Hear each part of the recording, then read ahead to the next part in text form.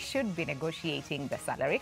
A survey by salary.com revealed that only 37% of people always negotiate their salaries, while an astonishing 18% never do. And even worse, 44% have never brought up the subject of a raise during their performance reviews. And of course, the biggest reason for not asking for more is fear. So then how do you go about negotiating a salary that reflects what you are worth? And what are the common mistakes people make during the negotiation process? Well, we unpack the ABCs of salary negotiations in a moment. But first things first, the day's highlights. CJ Kome asks judges to expedite pending hate speech cases.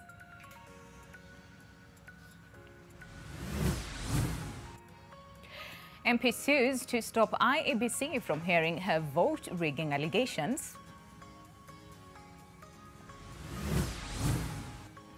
What are the common mistakes people make during the salary negotiation process? Well, we get into that conversation in a few.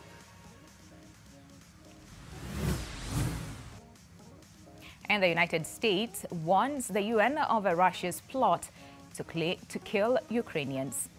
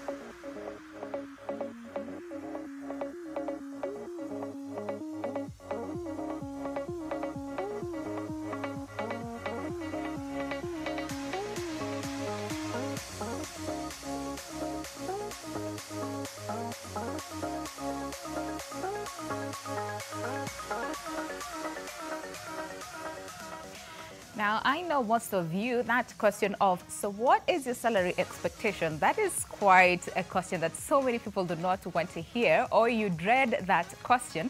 And the question that we're asking you today is that, what has been your experience negotiating your salary? Once again, what has been your experience negotiating your salary? So feel free to interact with us. Remember to send us a tweet at NTV Kenya at Lubeme_Winnie, and just tell us how your experience has been. Has it been good? Has it been bad? Has it backfired on you?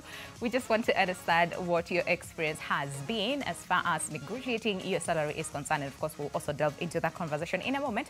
But how about we take a look at the COVID-19 numbers? Because again, we're still dealing with this pandemic that has caused havoc, and this is across all the nations. So let's begin with the global numbers. As far as confirmed cases of COVID-19, and right about now, 426,389,056. This is the total number of COVID-19 cases confirmed, and this is across the globe. And then the number of recoveries stands at 353,317,816. But unfortunately, we've lost 5,909,184 people to COVID-19. But coming back to the country and taking a look at the numbers according to the Health Ministry, as at now, 322,702 people have been confirmed to have COVID-19 numbers and cases rather, and then we also have 303,107 people who have recovered from the disease, but unfortunately 5,638 people have lost their lives to COVID-19.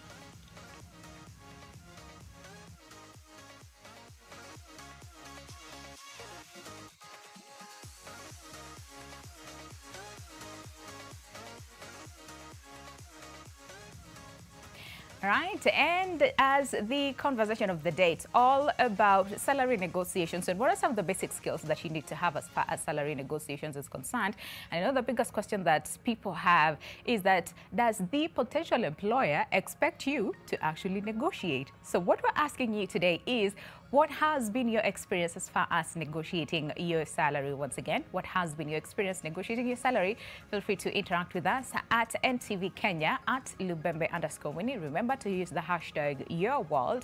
But if you want to call in, feel free to do so. The numbers will be down on your screen in just a moment. Just tell us what your experience has been as far as negotiating for your salary. I'm pretty sure by the end of the discussion today, you would have learned a lot and also have like, oh, wow moments. Okay, so you do not want to miss that part of the conversation. But for now, how about we take a look at the stories that we have so far? And the judiciary has embarked on training of magistrates and judges to handle election-related disputes as part of its preparations ahead of the August election. This, as Chief Justice Martha Koome directed magistrates to expedite and conclude cases related to hate speech within the next 4 months.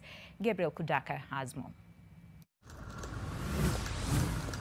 Handling of disputes that could arise from the next general election was one of the key highlights at the 9th edition of the Heads of Stations Forum that has brought together magistrates from different parts of the country. The training plan targets 361 magistrates who will be called upon to handle disputes involving elections, and there will also be trainings for High Court judges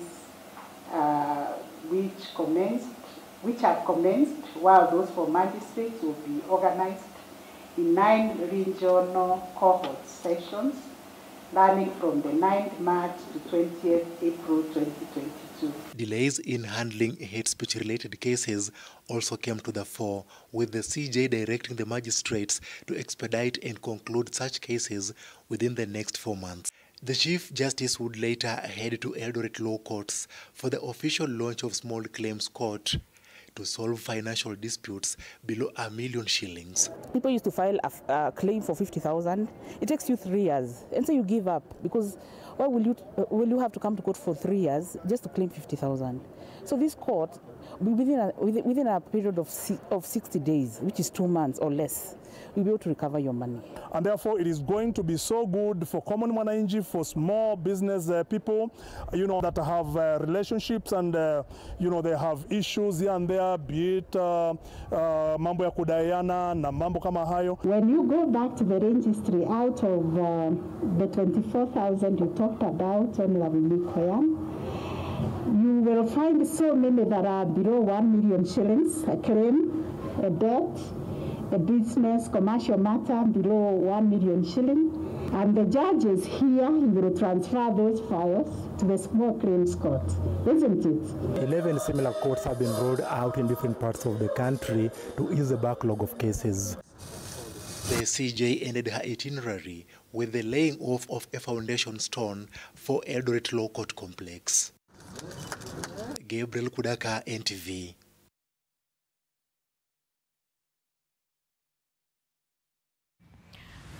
And also, businessman Stanley Livondo will be hard-pressed to prove his weighty claims that there is an assassination threat looming over President Uhuru Kenyatta.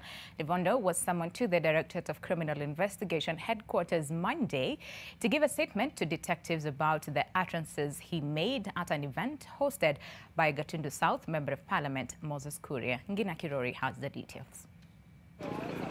Stanley Livondo stands his own convictions, insisting that he has all the evidence that proves his far-reaching statements that extend all the way to the head of state are true.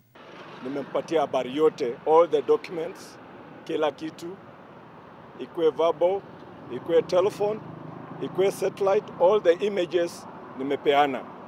Ambapo sasa nimewaambia kitu cha kwanza, security yangu na witness wangu, ama leader bana. Na chochote ambayo nilisema, I'm responsible because siwezi kusema kitu ambayo sina evidence. I've got evidence, serious evidence. Appearing at the Directorate of Criminal Investigations headquarters today after a summons was issued by the Superintendent of Police, Kuria Obadiah, Livondo remained adamant that those planning to assassinate the president are senior government officials and that the plan was hatched in 2014. But when asked why he has taken this long to report such a serious allegation, Ikwe muda mrefu, ikwe muda mfupi, ukweli utajulika who are involved. Livondo was tongue-tied, the same tongue which has gotten him in trouble with the authorities. Last night in an interview with NTV, Professor Gitile Naitili, a former NCIC commissioner, had this to say. You know, as a country, we need peace. We should not allow any Kenyan make those kind of statements and go home. He should have been arrested in that standing before he left. So NCIC needs to work with the Directorate of Criminal Investigations. It needs to train those officers so that they are able to identify when a crime is being committed. Mimi ni Mkenya na ni haki yangu kusema na kupeana report kulingana na vile rais yangu, maisha ya rais yangu, usalama wake ni juu yangu. He has provided all the information that was required of him, and for now we are waiting for the DCI to take any necessary action. Livondo is set to appear at the DCI headquarters this Thursday for further probing on the statement he made at a rally hosted by Gatundu South MP Moses Kuria this past Saturday. Ngena Kirori, NTV. And Muranga women representative Sabina Chege has gone to court to block the IEBC from hearing her vote rigging allegations. Sabina argues that the IEBC has no grounds to hear the matter since she has not declared her intention to vie for any position in the upcoming elections. She further claims the commission has a predetermined outcome aimed at blocking her from participating in the election in the event she decides to vie. Her lawyers, James Orengo and Otiende Amolo, say the proceedings against her were started in bad faith and were rushed to embarrass her and tarnish her name.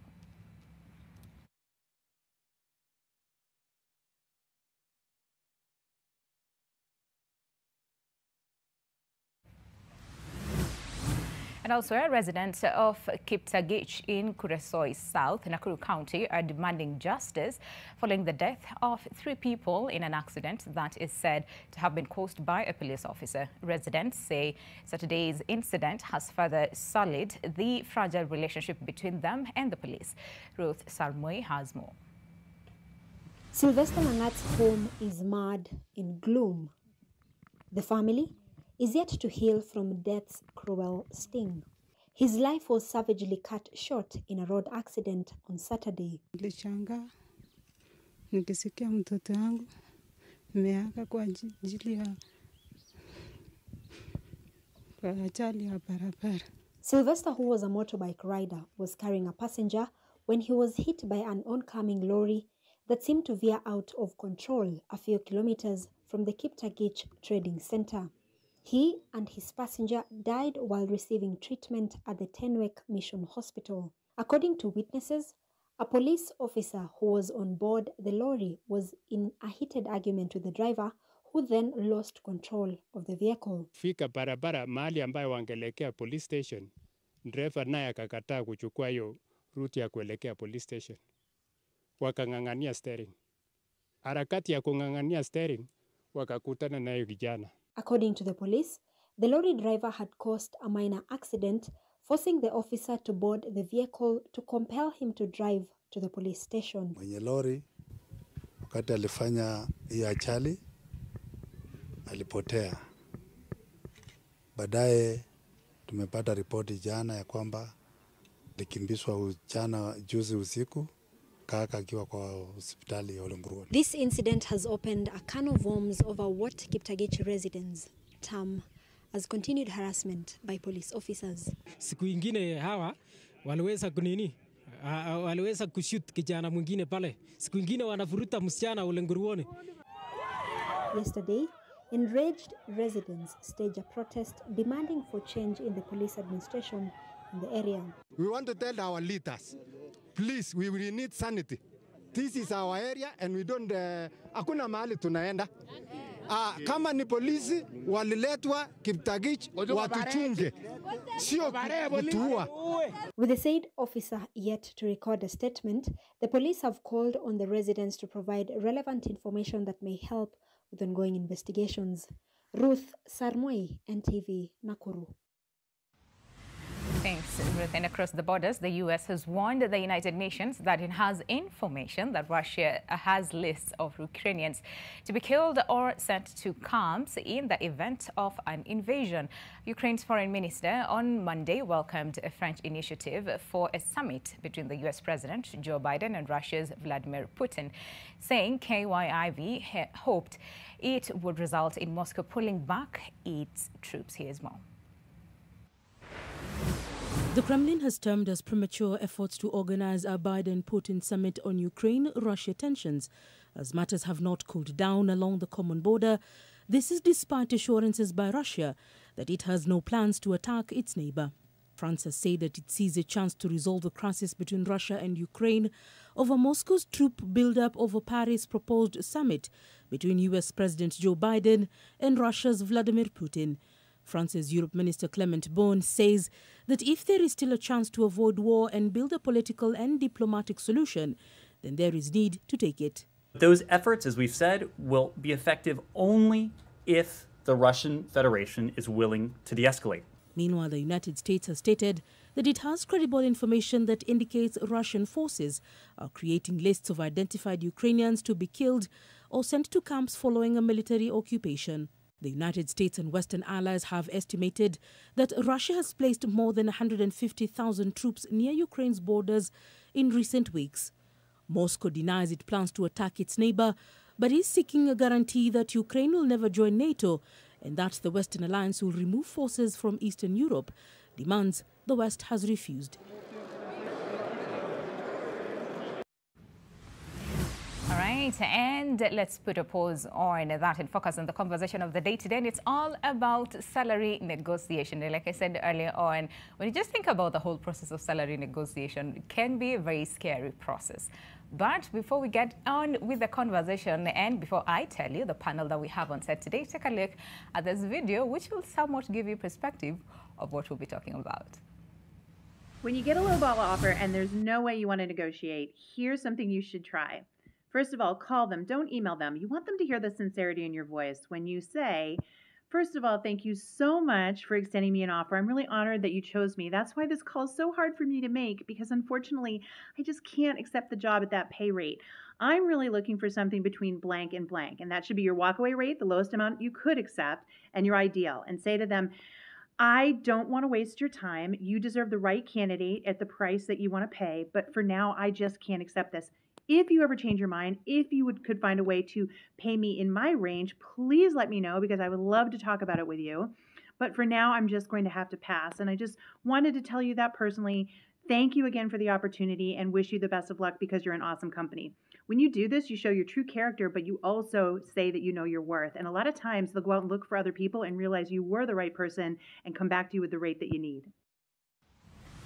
All right, what comes to your mind from that video? I am curious to see what comes to your mind after watching that video. Well, let me introduce the panel of the day. But before that, remember the question that we're asking. It's all about what has been your experience, that is as far as negotiating your salary. Once again, what has been your experience with salary negotiation? So feel free to interact with us at NTV Kenya at Lubembe_Winnie. But then again, if you choose to call in live and probably ask a question to the panel or just share your experience as well, again, there's that provision, so feel free to do so as well, because we also want to hear your voice. So on to the panel of discussion today, and to my immediate left is Reynold Awar, who is a senior talent consultant. Thank you very much for making time for us. How are you doing this morning? I'm doing fine, thank you. And thank you for coming. And then we also have Joanne Nyambura Thuo, who we all know her as a career coach, or Joanne the career coach. It's so good to see you and to again, see you once again after some time. How are you doing? I'm good, You're well?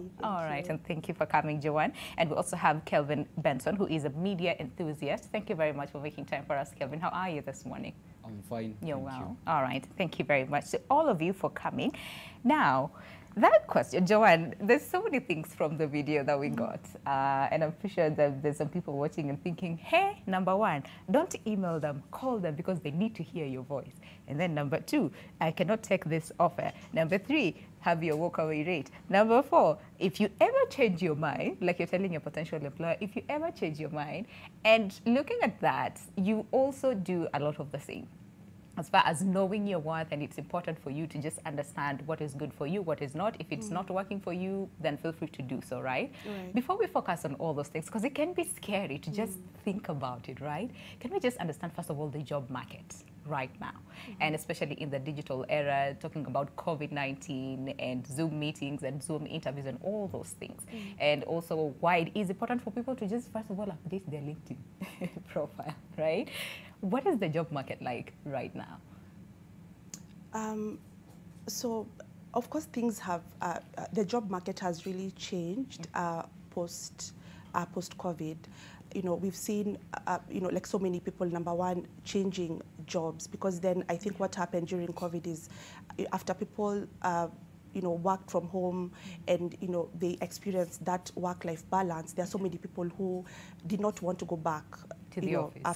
Back to the office.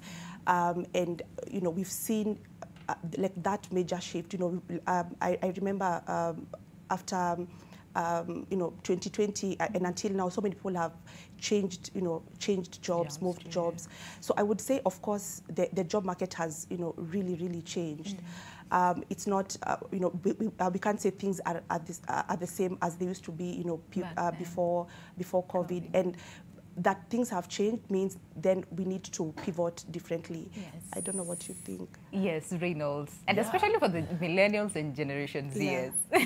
Yeah, I couldn't agree more. I think in my experience as a recruiter, because that's what I currently do for a living, I've noted that the pandemic shifted us and like moved us like 3 or 5 years into the future in terms of the future of work and what to expect when you're going job hunting, etc., etc. And some of the things that have shifted is, one, employers are now very, very aware of like, how can we make sure that our employees are happy? Not just like, how can we bring them on board, but how can we be able to retain them? Because the great resignation happened in 2020, 2021, and it's mainly because people discovered there are better options out there. There are more options that you can be able to have. There's like remote working options. There are companies that are offering pension, insurance, and all these other non-cash benefits that previously people weren't considering. Yeah. So I would say the pandemic has essentially moved us 5 years ahead in terms of how we look at job, how we look at like recruitment, and how we look at packaging ourselves for the job market. Okay. Yeah. Then does this influence potential candidates, I would say, for the job markets, and especially you as a recruiter? Can you say that has changed how you look at a potential candidate right now as compared to, let's say, 3, 4, 5 years back? Definitely, definitely. I would say right now something that's very, very key, and I love that you said like people need to be on LinkedIn, because right now employers are looking more on your digital footprint. So how are you packaging yourself on LinkedIn? What is it about you that I can find online that can be able to speak to who you are as an individual? Okay. And number two is that with the pandemic and people having to sort of social distance, we have more Zoom meetings, we have more interviews online, and that never used to be the norm. Employers used to want to have that physical interaction, you know. And the first time when as a company at Shortlist, when we hired for like a senior level director via Zoom, it was like a milestone, you know. That never happened before. So I would say how we look at candidates right now is we'll try and see above and beyond your CV. How are you packaging yourself on LinkedIn? When I get into that conversation with you via video call, how are you be able to present yourself? How are you able to like communicate verbally? Yeah. So like there are some of those nonverbal cues that we would take when we are having the physical interaction. We have to rely on a lot more resources when we are interacting virtually. Yes. Yeah. I see that. I see that. And a lot of people are like, why are recruiters looking at my socials? To me, I'm just living my life on social media. But like you said, it's important. But LinkedIn is where most of recruiters look at. And Joanne is also, like, she always speaks about LinkedIn and why you need to update your profile, not only on LinkedIn, but also make sure that you revamp your CV. Right. And before we get into into that. Kelvin, I know you are about to graduate, right? But before then, of course, you used to work. But before we even talk about your experience back then and why you chose to leave and focus on other things, right now, and listening to both Joanne and Reynold, does that somewhat scare you that it seems like now a very scary process altogether? I don't think it scares me much, but I think post-COVID, we've had employees, the current employer is looking for a person who they think is better off, and they think this person does not deserve maybe to be paid more. Because we are looking at a job market where people currently, COVID hit hard at the economy. So you want to reduce the cost, because still maybe if you're in a media, if you're in the media industry, you're looking for a person who has the wisdom, they have the craft, the technical know-how, they can do a thing or two. But if this person is not exposed, they don't know their worth, as that video said. They don't know how much they deserve to be paid. Maybe it's a first-time person. The current employee, the current employer will look for a person who they think, this person, I think they are a bit naive. So I can use the technical craft of this person without them knowing how much they are worth. And immediately you discover your worth as a digital creator, or as a content creator, or as a journalist, or whatever field you are in, then you start to understand things differently. Because remember, if maybe you are still at school, like me currently, you're not so much exposed. Yeah, you don't have the experience. Yeah, you don't have the experience. Yeah, like many people have. Not many people know your name, but you know what you can do. Maybe you have your performer ready. You can show them, I've done this, I can do this, this is what I can do. And you know, if you're looking at the current employer right now, more so after COVID, and I've seen even many content creators quitting their jobs, and they focus on the digital. They want to create content because they've discovered that this thing can pay more. Yeah, something can pay more. So as Reynold has said, he is a recruiter. And so if they are looking at the digital, or rather, what can you offer in the LinkedIn, updating your profile on social media, I think to the current or this millennial generation, it might scare you a little bit, but then it prepares you, because that's where we are headed. The future is becoming more digital, and I think everything is now becoming more online. I think the mainstream media, in as much as it is relevant, you know, it is still, this issue, it is topical as it is relevant, because we are looking at a future that should be more digital. So I think it doesn't scare me so much. It doesn't scare you. I like that, because there are lots of people who are like, Sasa, where do I start updating my LinkedIn profile? What do I do? What photos do I use? And all those things. But then, Joanne, so the interview process, preparation for the same for a lot of people, again, it seems like a lot of work, because you have to do background research, know your facts, so that when you get to that table during the interview process, forget even getting that offer, right? Just the whole process of the interviewing process. And especially right now during COVID-19. Why is it so important, and what are some of the aspects that people need to look into during that process? Right. So, as we've said, nowadays most interviews are being done via Zoom. And of course, when you're going for an interview, when you're interviewing via Zoom, it's somewhat different, you know, as opposed to if you're doing a one-on-one interview. So, of course, you know, a number of things that, of course, like you make sure that probably you have two devices, because on that day of the interview, the devil can just decide. Oh my goodness, yes. He wants to visit you on that particular day, and you had planned to, you know, join using your phone, and the phone just decides to hang. So you want to have two devices. You want to have two platforms where you can use, you know, the internet. So you have data, and you also have probably Wi-Fi. Because then again, that day KPLC might just decide. Today? Today. No. So always, you know, like have backup, because then you cannot now tell the employer, you know, KPLC decided. So backup of the device, backup of the internet, then also just prepare for the interview. You know, I find it so amazing when, and amazing in a shocking kind of way, that, you know, you'd come for an interview unprepared. So, you know, the interviewer asks you about their company, and maybe it's oil and gas, and you don't know it's oil and gas. You think it's, you know, maybe FMCG. So just, you know, like research the company, go through the JD, internalize the JD, think about some commonly asked interview questions. Tell us a little bit about yourself. You know, what are your strengths? What are your weaknesses? What is your salary expectation? expectation. Yes, most dreaded question. So many people, Yeah, because then I think most people fail interviews because of lack of preparation. You know, you just decide, I just want to wing it, and you know, that is usually not a very good idea. So I would say, you know, prepare and just be ready for the interview. Okay. And then Reynold, so fine, I have done all the preparation that Joanne talks about, right? And then here I am, ready for the interview.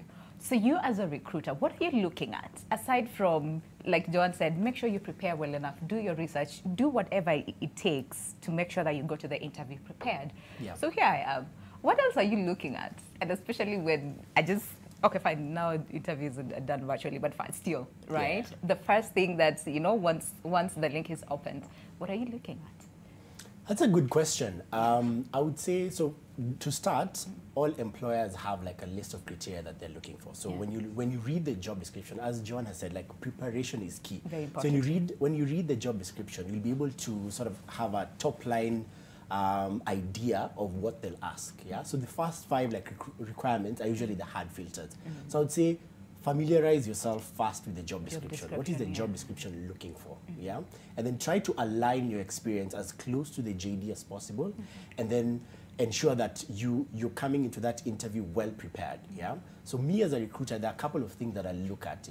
So one would be your motivation for the role. So as Joanne said, like, why are you applying for the role? So think I always advise people is ask yourself why 5 times. So my golden rule is think about it in terms of 3 ways.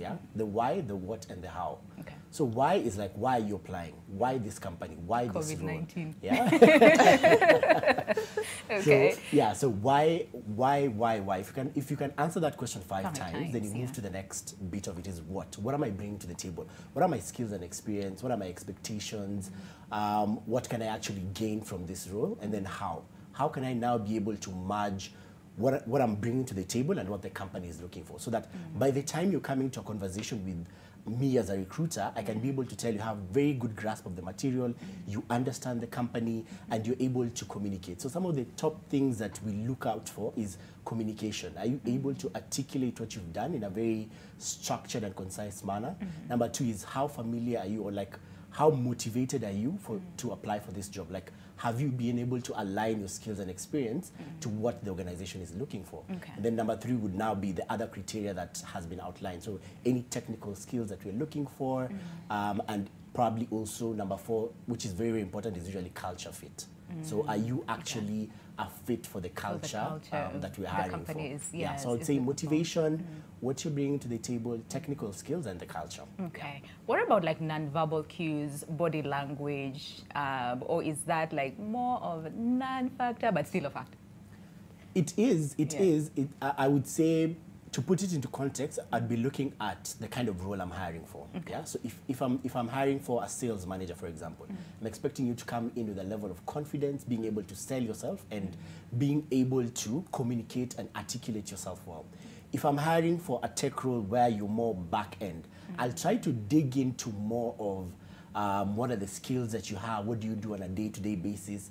Confidence would not look at it 100%, because that won't be something you won't be interfacing clients, or you won't be interfacing like internal or external stakeholders that much. So I'd put it into context in terms of what am I recruiting for, and then how closely are you aligned to that role. But try to be as confident as possible, try to be as articulate as possible, and I'm sure you do great. The interview process itself is just so scary. So again, I get where you're saying sometimes confidence is not like the only thing that you know that recruiters look at. All right, let's take a look at the feedback, and then I'll come back to you, Kelvin, in just a moment. Remember the question that we asked you. It's all about what has been your experience negotiating your salary. Again, what has been your experience negotiating your salary? Keep tweeting at NTV Kenya at Lubembe_Winnie. And if you want to call in, like I said, feel free to do so. And of course, a panel is here and they'll listen to either a question or your feedback as well. But then again, so Neymar Kathurima says, since you want to make a first-time impression and in need of the job, you have to accept the deal on the table. And then someone else says, is the name anonymous? Okay, fine, let's just go with it. It says, majority of us were not given a chance to negotiate. Tuliingia tu, tukaambiwa tunalipo 30K, and that's it. Take it or leave it. And this is after a year of unpaid internship. You are desperate, so you take it. Okay, all right. I hear a lot of people say that. And then someone else says, I once went into a company and got asked how much I want as a starting salary. And I said 50,000, only to hear much later that the starting salary is usually 80,000. Wow. Okay. All right. And then someone else says, I will never forget when I said in an interview, I want 100,000 shillings as a starting salary, and the entire interviewing panel burst out into uncomfortable laughter. Hey, this is a lot to unpack. But can we just first of all start with that, you know, where everybody just burst out laughing, and you're left there thinking, but you asked. Yeah. And I said, right? Yeah. So fine, you've gone through the entire process, interviews and all those things, and now so the question comes. What are some of your salary expectations, right? Before we answer that, and I know it's a lot to unpack because others are like, we're not given a chance to negotiate. Others are like, you know, I was told this is what I'll be given, only to realize that the package for this role is like, you know, 2 or 3 times higher than the same, right? So what do you do in such an instance? Okay, so a number of things. And the first thing is you always want to go for the interview prepared in terms of market research. Okay. So you want to do your research and find out, I'm interviewing for this marketing associate position.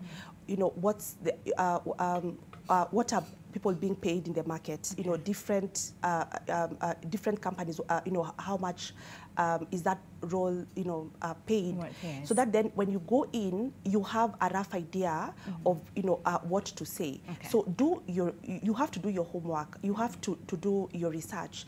And I know sometimes when they ask you, so what is your salary expectation? Yeah. So what we normally advise is always throw the question back to the recruiter and say, so I know for this particular position, you already have a budget, because, you know, before any position is put out there, the recruiter and the hiring manager, they already know, you know, how much they're going to pay for that particular role. Yeah. So I know the reason why the recruiters or the hiring managers would want to ask you is, you know, for some of them, of course, they are really concerned about their bottom line. So if my budget was 100,000 and Winnie, you came for the interview and told me, Mimi nataka 30,000, you know, maybe, you know, someone might say, let me just give her 50 because acha nimekuongezea hiyo 50,000. Yes. So always you want to throw the question back at them to avoid being undercut. But I think also, you know, as HR, we should, and I know it's something that is not very common, but we should normalize just putting the money out there. When you're putting out a JD, just say, you know, like how much, you know, you're going to pay for that particular position. But then, of course, we're not there yet. So always try and throw the question back at them. Some of them are going to tell you, others are going to still insist, I want a number. So you must go for the interview prepared to give a number. And you're thinking about the market research, of course. You're also thinking about, so me as Winnie, for example, you know, what is my value? You know, what skills, what special skills do I have? Maybe you could be like a fresh graduate, but you started working from first year. Sure. You have special skills. You have, you know, done certain certifications. You speak 3 languages. So factor in also the investment that you've done, you know, on yourself in terms of your education, your experience, and know what your value is. If, I always tell my clients, every time you go for an interview, have a number below which you can't go. You know, and this number, of course, for you to get that number, you've thought about the market, you've thought about the value that you're bringing, you've thought about your career trajectory, you've thought about, you know, when I go into this organization, what is, you know, the career progression looking like? What's the opportunity cost of me taking this job as vis-a-vis another one? Because sometimes you could decide I can take a pay cut because maybe I've been given an opportunity at NTV, maybe it's in line with the trajectory of my career, and even if it's not paying how much I want, maybe I'd think that it's a good opportunity, so I'll take it and leave another job that's probably paying 80 because it's not in line with what I want to do. So a number of things, you want to think about your career trajectory, you want to think about the market, you want to make sure you've done your research. Then when you're going for the interview, you're ready when they ask that question. Also, just practice saying the amount of money that you want, because then I think sometimes imposter syndrome would would really make people kick in and make people just shrink and not say the number. So practice saying that number in the mirror. I want 80,000 shillings. I want 30,000 shillings. So that even if everyone in the room bursts out laughing, that's my value. It does not hurt you. Yes, and that is what I want. Because then again, that fear that it's almost a taboo to negotiate. Yes. That because then you've spent so much time doing your CV, sending out applications, doing your LinkedIn profile, getting rejected here and there. So when that offer comes, it's like the first thing you just think I have to accept. It's like because the way women think, when a man proposes, you have to say yes, and that's not it. You can actually say no.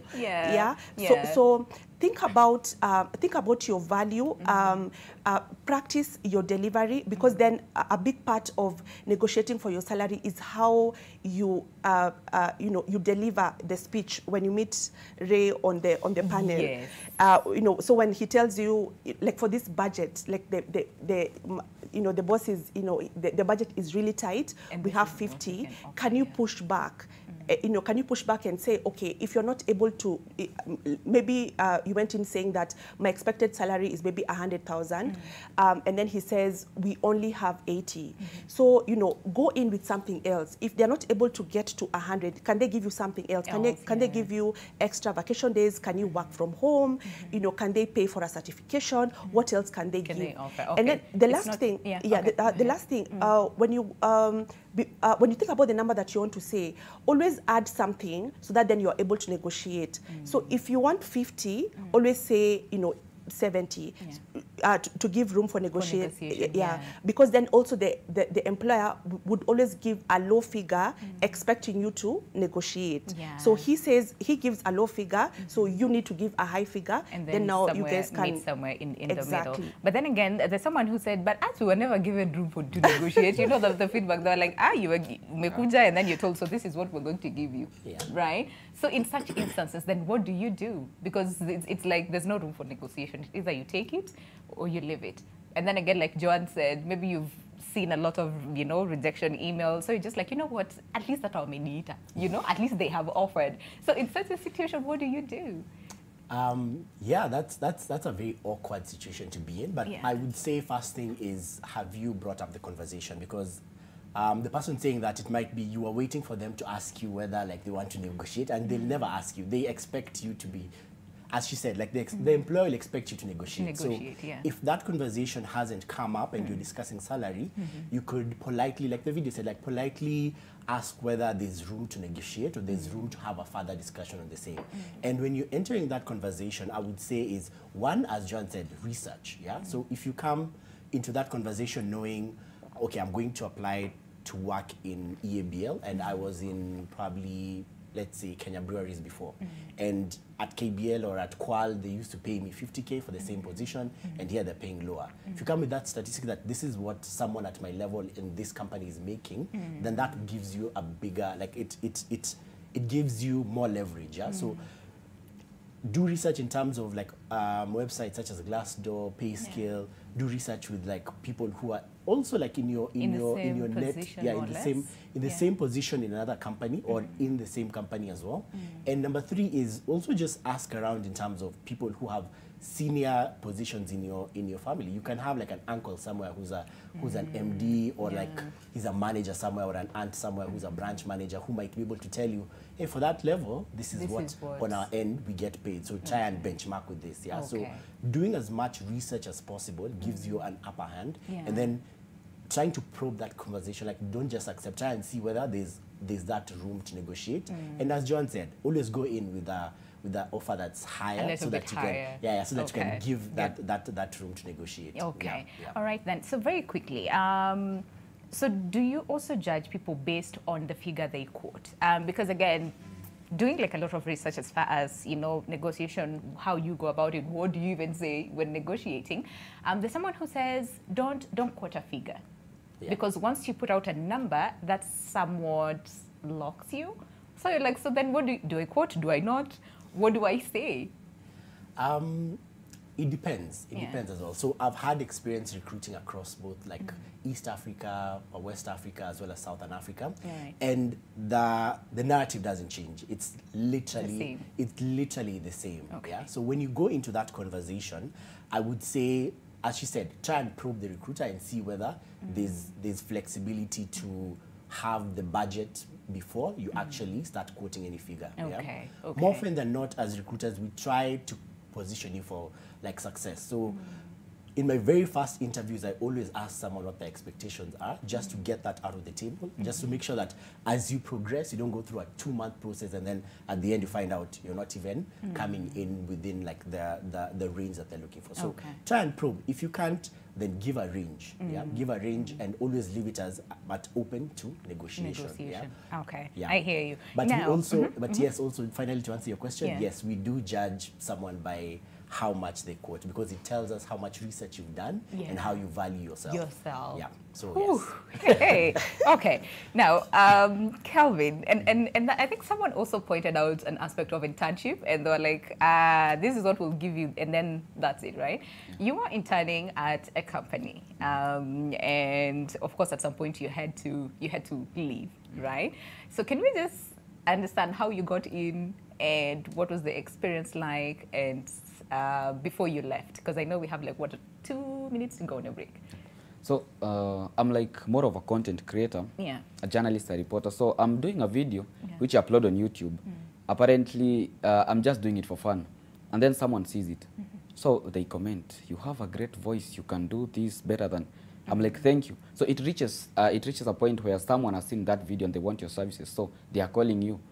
You don't know that person. You have never worked maybe before. So you're like, yes, I'll be there. I'll avail myself. And then you're not even meeting the person who called you. You're meeting another person. Someone else. Yeah, someone else. So you are discussing, and then you see this person asks you, how much do you want to be paid? That comment has reminded me a lot. And I'm laughing because I think, wow, so they will pay me. I asked that question to the employer, how much do you want to pay me? They laugh, and then it hits me. So this person actually, I have to think outside the box. And then before leaving that office, the person tells you, don't discuss your salary with any other person. So back in the office, you're thinking, why did they have to say that?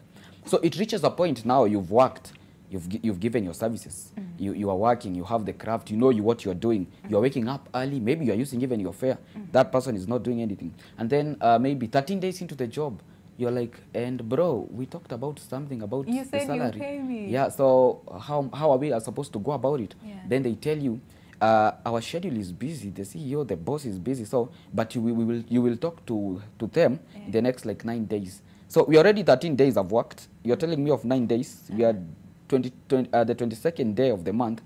End month is just maybe like 9 days to come. So I'm thinking, what if this person is just using me before they get someone, and who has maybe the papers, because most likely people, and now when it comes a time when you're meeting that person, and then they are telling you, you see, when we were looking for someone to work in this capacity, we mentioned experience.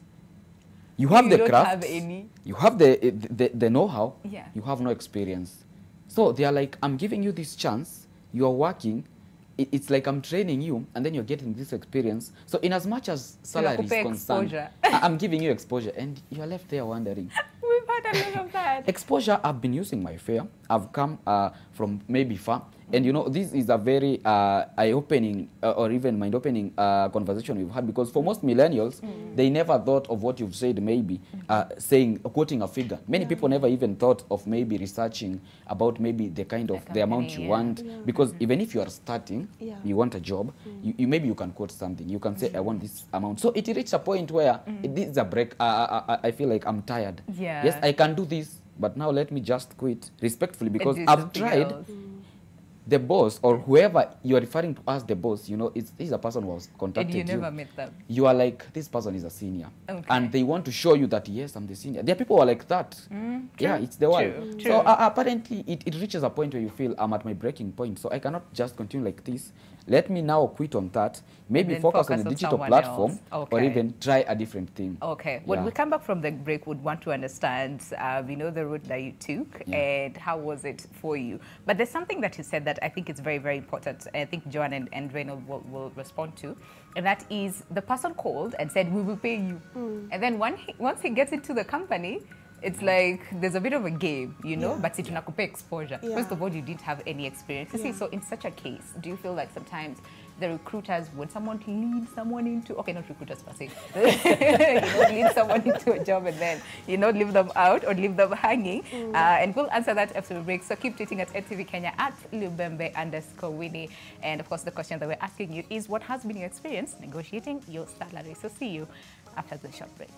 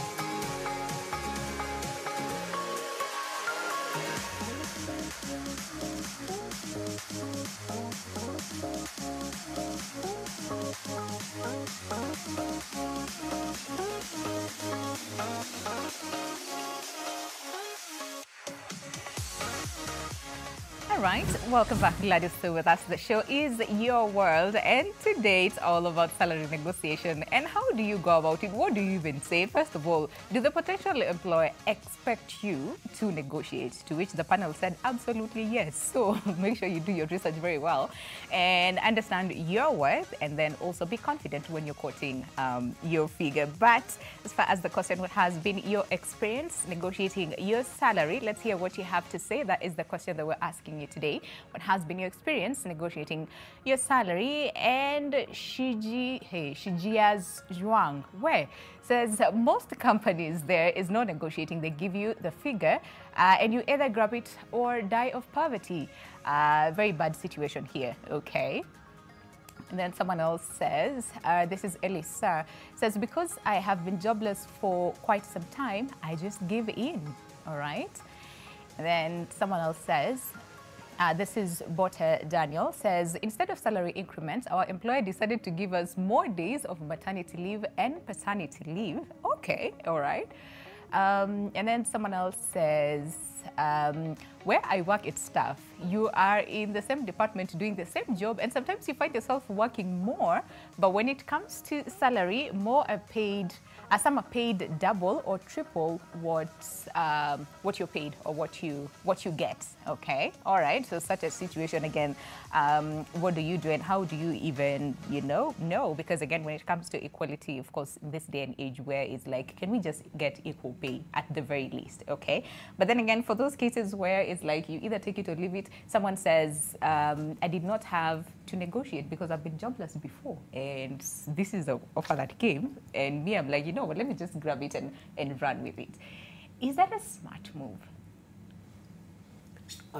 I would say it depends. It depends on where you are currently in life. If you're just starting out and you're looking for somewhere to sink your teeth in and like get the experience, and you're like, I could join this company and commit a year or 2 years of my life as I'm building my skills, gaining more experience, and like looking for something else, then I would say go for it. Yeah, absolutely. Okay. But if you're more established and you're in a position where your savings can be able to afford you the luxury of like staying jobless for like 3 to 6 months, I would say don't take the offer if you're being lowballed. Yeah, if you have the capability, then push back or wait for another opportunity. But if not, think about it in terms of like being time bound. You can say, in as much as it's not the salary that I would want, it can help me cater for my immediate needs as I'm building my skills and even seeing like what side hustle can I be able to start with the salary that I have, or like how can I make sure that within 1 year I'm not the same place I was last year, or like within 2 years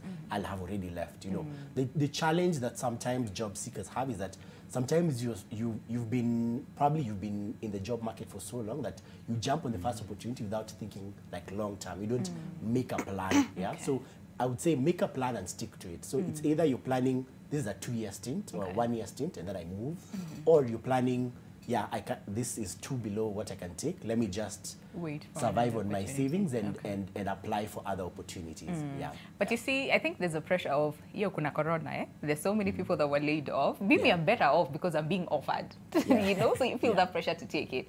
But I hear you. If, again, you see it's not working for you, serving for you as far as your goals is concerned, then you might want to put a pause on the same. But Joanne, can we address Kelvin's situation? Because I think it's a place where so many people find themselves, and especially those ones who are still in campus or maybe just graduated and are looking to get a bit of an experience. And then the person is like, fine, we'll pay you, tutakupatia kitu kidogo. And then month inakuja to an end and literally there's nothing. Yeah. So should, I'd say, interns be paid now? Because like, no, back then, I see you napata exposure and experience, that's all you need. Yeah. So, and I think we're having this conversation. I think times have changed, right? And, you know, there's this conversation we were having like a couple of days ago. It doesn't matter whether you have a degree, a diploma, a certificate. What skills have you garnered, you know, so far? Like, what value are you bringing to the table? What work can you do? So, whether you're an intern or you have a degree, if you are able to deliver on that, you know, on the work that the employer needs, because you see, when you're being interviewed for a role, you are trying to solve an employer's problem. So you want to be the, you know, the Panadol to their headache, and you can be the Panadol to their headache with or without a degree, you know, diploma, certificate. It doesn't matter. But can you do that, you know, that work? And if you can, you should be, you know, you should be paid. So I feel the employer needs to make it very clear. You know, am I paying my interns or, you know, whoever it is that I'm hiring, am I paying them or am I not paying them? And you need to communicate that in advance. Then on this other side, you know, if you're still in school, you know, you're still studying, or you have a certificate or you have a diploma, or you graduated with second-class lower, because I also realize people with second-class lower normally feel they are less than and they shouldn't be paid, you know, a certain amount of money just because they have a second-class lower. It doesn't matter, but can you do the work? That is what is most important.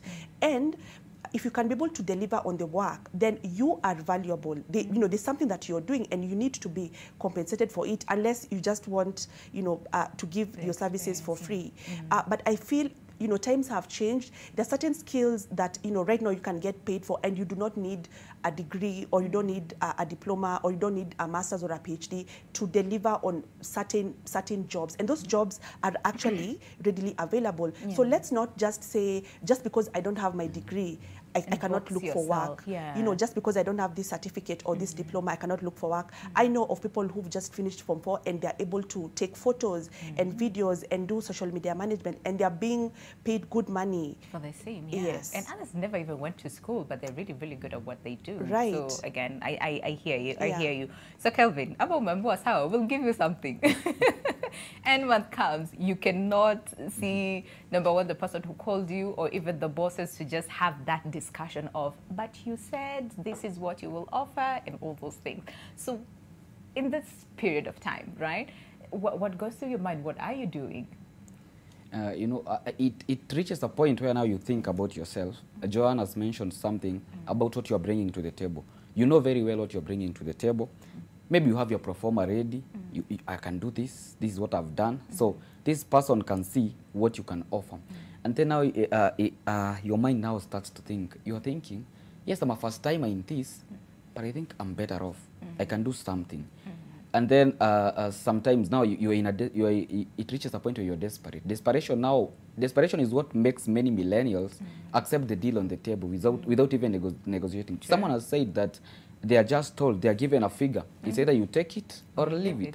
If you are a first timer in every, that's how it happens. So Reynolds has said, if you are well established, then and you think I can leave this, and I'm not willing to maybe waste an year or some months just not being paid, and I have some savings, I have some things that I can do that can bring more.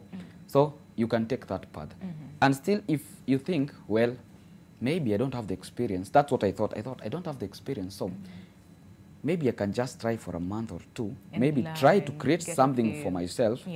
Create a CV. Maybe this is what I can offer. So remember, they're giving you a chance. It's an exposure to them. But now when you take it personally, you're thinking about yourself. You're thinking maybe this can help in the future. Someone will ask, what have you done? You'll tell them, I've worked in the past there. They won't ask whether you are paid or not. They just want to see whether you worked. So when it reaches a point when it clicks that way, then you start to reason differently.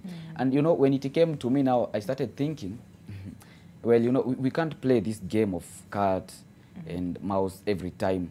You know, we need hygiene, or what rather ethics in the employment sector for some, because there are some people who are, the PR or the HR of these departments, they will not be very clear with you. So if you tell me you will pay, then keep your end of the bargain, pay.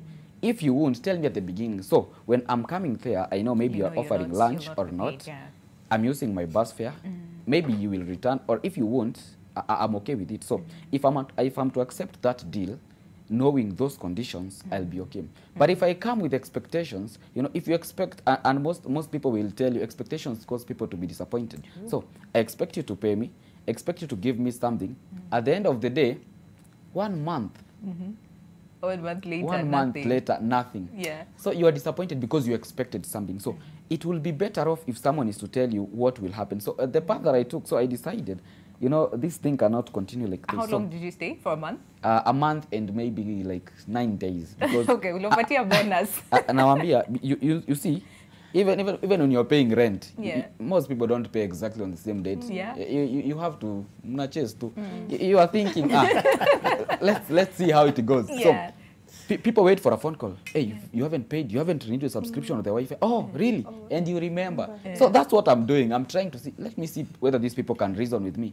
And they are not. So it reaches a point where you just decide, tomorrow I won't be available. I won't even show up. I won't tell them because... You won't even communicate. Yeah, you know, at times you are pushed to the wall. They've been rude, not showing it.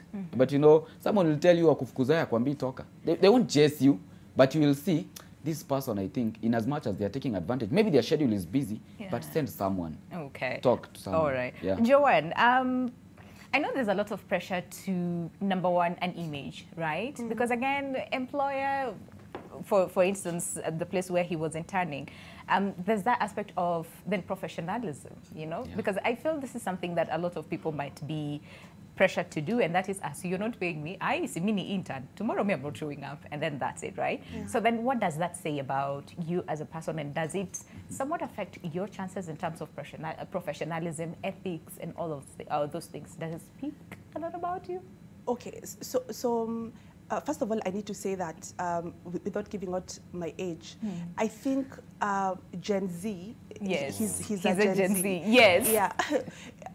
Their generation and I think our generation was completely different. You know, as guys, you know, we do internships without being paid. You know, and during that internship, you know, you're showing up early in the morning and the last one to leave, and you are going over and above and all that. But I think times have changed, you know, because then, you know, Gen Z, it's a totally different generation. I know I work with Gen Z every day, and I know it's totally different. And I think employers, you know, us employers, HRs, we probably need to adjust to the, you know, to the Generation Z, so that then, you know, what Kevin is saying, for probably a Gen Z, it's something, you know, normal. He'll wake up in the morning and he's not going to come to work. But then, of course, you know, you want to always, you know, if you're leaving, even if it's them, you know, they did a mistake, you want to like make sure that you've left, communicate, and you've left in a good way, because then this person you might need this person to recommend you tomorrow. So never ever burn your bridges. You know, you always want to communicate and say, you know, I'm going to leave work because of XYZ, and actually even just ask, if, you know, you could even ask for a recommendation, you know, letter. Yeah, but always communicate. You always want to communicate. You just want to communicate. Yeah. Okay, then. So let's go back to negotiation, which I feel it's a lot of, you know, it's a lot of back and forth with so many people. And so I might ask, so fine, the employer expects me to negotiate, right? And I also want to negotiate, but then again, I'm not too sure if negotiating is the best, you know, way for me to go, because again, what if I'm being offered, if I somewhat try to negotiate, the employer might be like, well, nataka tu pesa, you're just all about the money. You don't really care about the role and the job. So then where do you draw the line in terms of negotiate or not negotiate? Joanne? I think always, you know, always negotiate. That is, you know, the first thing I would say. Always negotiate. But then, of course, you never want to give a number that is low or exaggerated, because then if you know, I came in and I've not done my research and I say 500,000, that's when people start busting out laughing. You know, they'll bust out laughing because you've not done, you know, your research and you've given an, you know, exaggerated amount. And then also, don't also underestimate the power of likability. So, like, you know, when you're negotiating, it's actually a skill that you want to learn, because then you can disagree with someone politely. So that skill, you know, that you're pushing back, you tell me that the budget that we have is 80,000, and you're saying, thank you very much. I mean, you know, that's a very good offer in these times of COVID. But, you know, I have done the certification. I have a young family. I just got married. I have children. I'm paying school fees. You know, I did the certificate in Harvard. It costed, you know, this amount of money. I have worked, you know, for these 3 organizations. I believe this is my value. I know that, you know, I've gone through your website. I know one of your pain points is 1, 2, 3. Is there a way that we can reach a middle ground? So you see, make it impossible for them to say no. No. You know. Joanne, okay. Because again, there's, I don't know. I don't know if it's like more of an online problem where, again, recruiters will tell you, or even more of career coaches, yes, they will tell you, don't come and start saying, oh, I am paying school fees, or I am the only breadwinner, or I am, like, usileta shida zako on the table. You know, express a bit of professionalism. But I also understand where Joanne is coming from in terms of make it difficult for them to say no. State maybe, again, the value as far as maybe courses that you've done to improve and just make sure that you've added a lot of skills. So then where do you draw the line in terms of what do I say and like what is right and what is not right? Because me, I can just sit here and say, hey, I am the only breadwinner. I am, you know, I am doing this, I am doing that. Yeah. Yeah, no, I think what Joanne highlighted is very important. Yes. And the key thing is how are you packaging it? So how you present it's how you say it. It's how you say it. Like you can package all that in a very nice way that someone, like the person receiving it is like, by the way, this person makes a good point, yeah? Okay. So the number one thing that you should know is that the employer doesn't care whether whatever they're paying you will meet your daily needs, your daily needs, yeah? Like for them, it's about what are you bringing to the table and how are you meeting my bottom line? Okay. So thinking, like I would say, the number one rule is it's not all about the money. Yeah, think about the salary in terms of like the total cost to company, which is something I think millennials and Gen Z sometimes don't think about. So above and beyond the salary that's on the table, what are the other non-cash benefits that are there that could be really, really beneficial? So once you take all that into consideration, now you think about like the offer you're being given. And you think about, okay, this is the total cost, like they have like learning and development budget. They're paying for my medical insurance. They might be even contributing to pension if you're like someone who's middle or senior. And they have like probably 30 leave days in a year. So like they have other benefits that could make the opportunity much more exciting. You know? So you think about all that, and then now you go back to how do I now get to a place where I'm comfortable? Now you start with you start with what you're bringing to the table. So what you'll be able, like she said, like you identify the pain points that they have and you match that to your skills.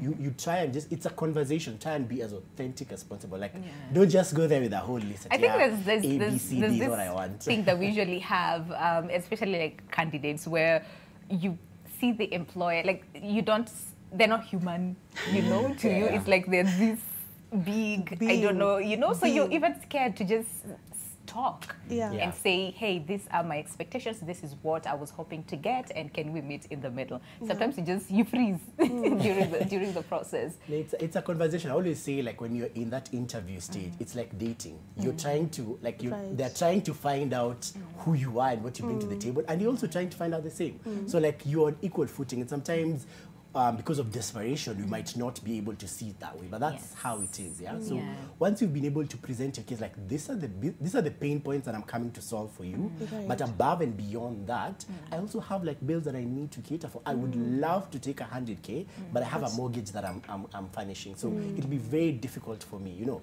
So you've already highlighted what you love about the job, what you're bringing on the table, and then just to put that nail in the coffin, now you tag on the heart.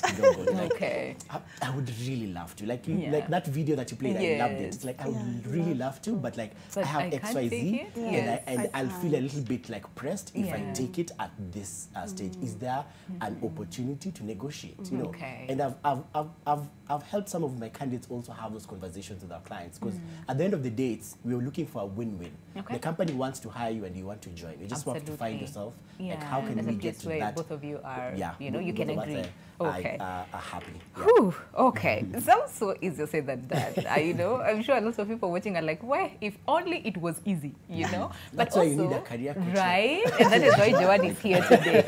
Okay, then. And also, I think there was also another tweet where someone says, so this is what I was offered and I took it, only to realize that this is what people are being paid, and I'm being paid lesser, and yet I do like 5 times what, you know, some of the people in that department, you know, do. So then how do you know? Because again, it's like salary is more confidential, it's very personalized. So then what do you do, especially when you find out other people are being paid more than you are? Right. And I think that is why having the skill to negotiate is important, because once you've accepted the offer, you know, you can never, you know, how are you going to go back? If you signed the offer, you know, Ray gave you an offer and you've already signed today. Tomorrow, you can't come back, or after 1 month, you can't come back and say, oh, by the way, I realized people in this organization that you cannot. So you need to make sure before you sign that offer, you've done all those things that we talked about. Never sign the offer on the spot. You want to take that offer home, you know, give your friend, give, you know, your HR person, let them go through the offer, so that then by the time you're signing, you are very confident and you're very sure. But then what do you do after you sign the offer and then you realize, oh my goodness, I was played a good one? What do you do? And you have various options. So the first one is, especially if, you know, this organization is an amazing organization, you know, maybe you're going, you'll get exposed. You know, you'll grow your network. There are certain jobs that you're going to do. It's going to be a plus on your CV. I would say, you know, stick it out, because then, like, you already signed the offer. Give yourself, you know, some timelines. So you could say, I'll be here for like maybe 2 years, 2 years or maybe 3 years. But then also start planning to have that conversation with HR, because the other thing people don't do is they never ask. And the Bible tells us we have not because we ask not.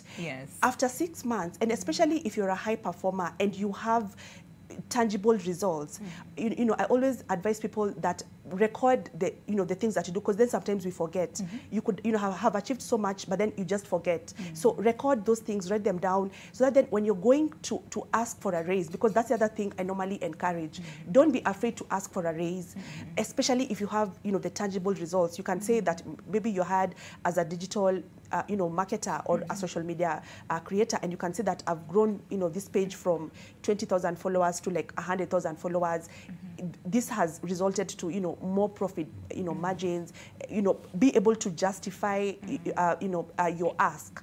So you could say after 6 months or after 1 year, I'm going to plan this meeting and I'm going to have this conversation around, you know, my pay rise.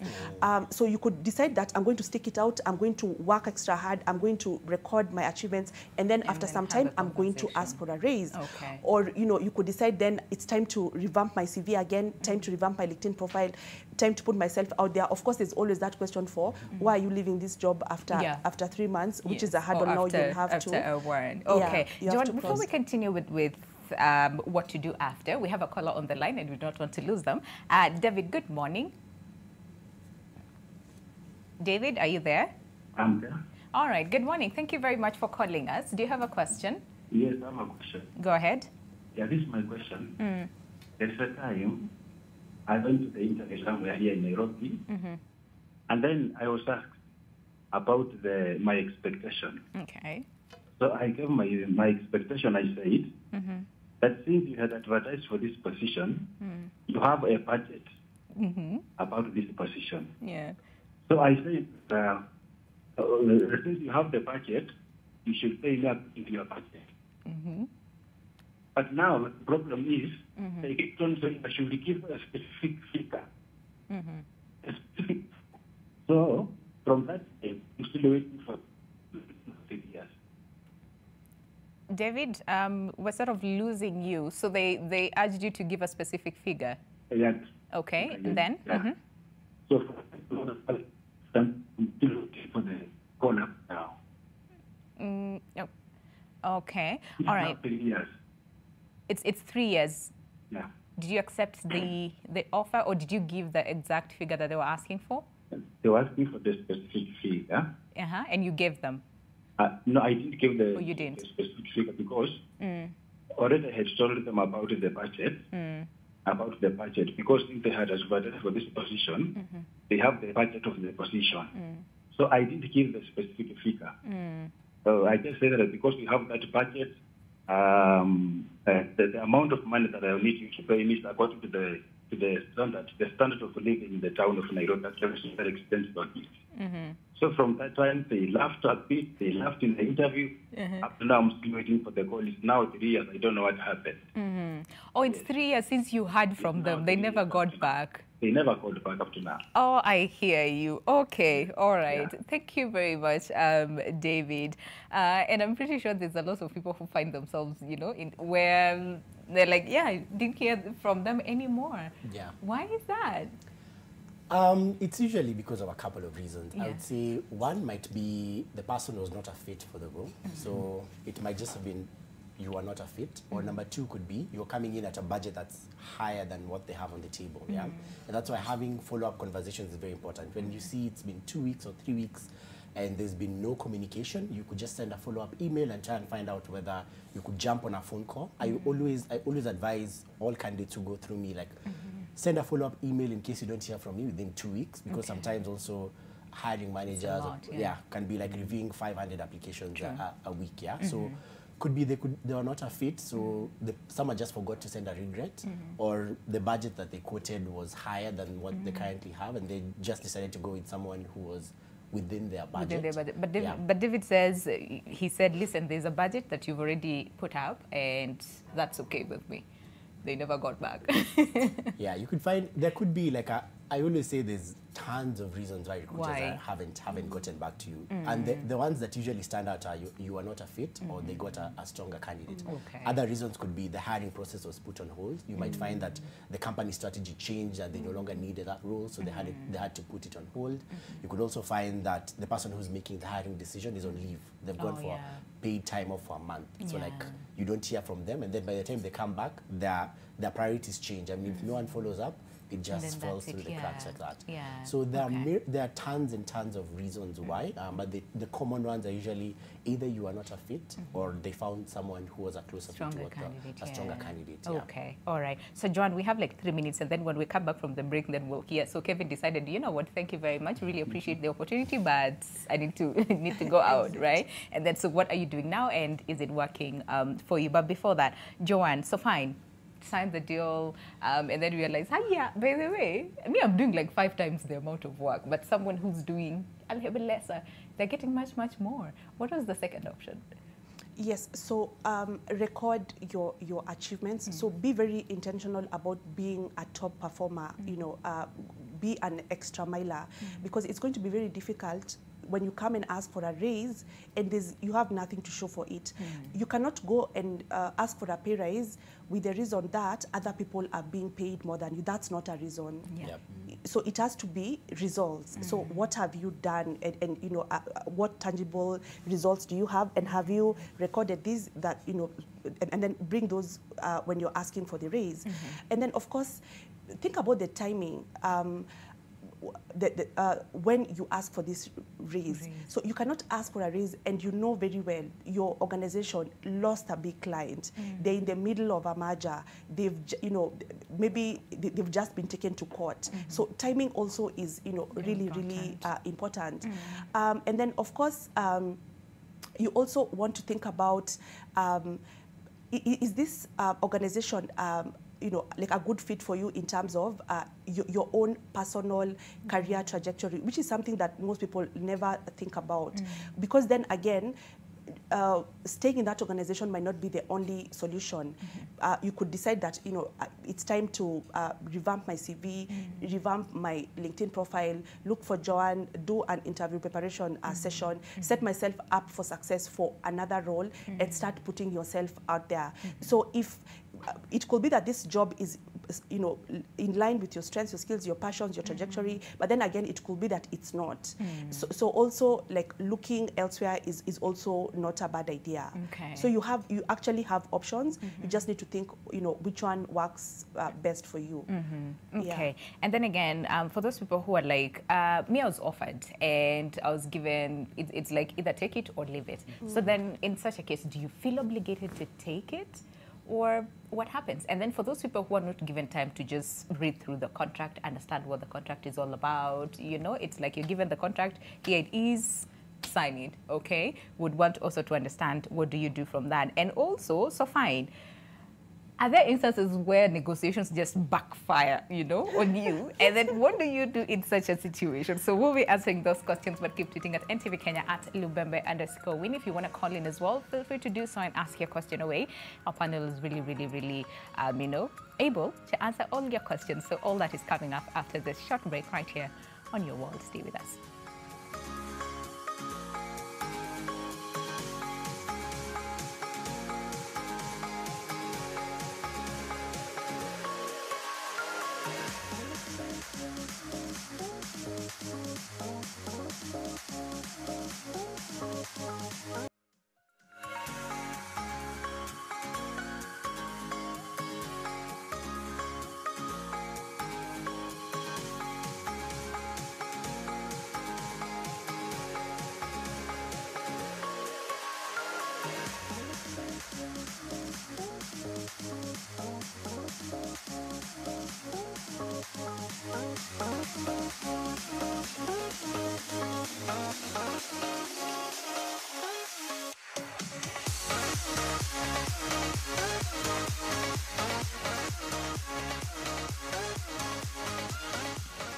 All right, welcome back. In the last phase of the show, time really flies. So let's just jump into it. And it's all about salary negotiations. And of course, the question that we're asking you today is, how has your experience been as far as salary negotiation is concerned? Once again, how has your how has your experience been with salary negotiation? And before we take a look at your feedback, we have a caller on the line. John from Nakuru, good morning. Good morning. Thank you very much for calling us today. Do you have a question? Do you want to share your experience with us? It's a bit of both. Joanne just touched on a bit on the salary raise.